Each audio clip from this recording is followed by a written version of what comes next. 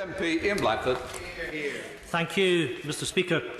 Watching events unfold across America in recent days and the actions and rhetoric from the American President have been distressing and deeply worrying.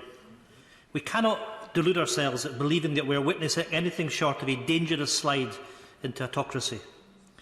It is in times like these when people look to those they elect for hope, for guidance, for leadership and for action.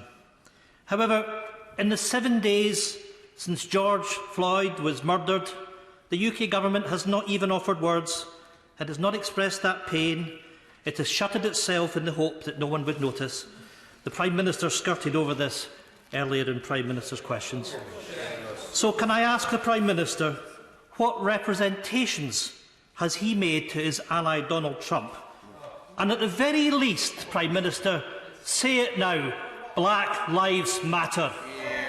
Prime Minister. Well, Mr Speaker, of course Black Lives Matter, and I totally understand the anger, the grief that is felt not just in America but around the world and in our country as well. I totally understand that and I get that. And I also support, as I've said, the right to protest. The only point I would make to the House is that protests should be carried out lawfully, and in this country protests should be carried out in accordance with our rules on social distancing.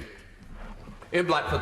Well, I'm afraid, Mr Speaker, that the Prime Minister didn't answer the question what representations has he made to his friend Donald Trump. Mr Speaker, it is imperative that the UK is vocal on human rights, freedom to gather and protest, freedom of speech and upholding press freedom in other parts of the world.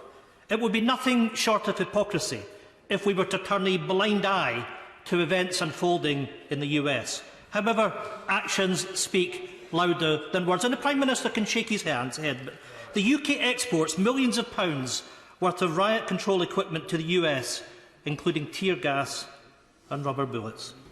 The Prime Minister must have seen how these weapons are used on American streets.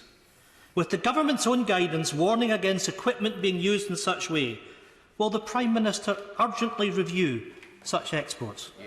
Minister. I'm happy to look into any complaints, but as he knows, all exports are conducted in accordance with the consolidated guidance, and the UK is possibly the most scrupulous country in that respect in the world.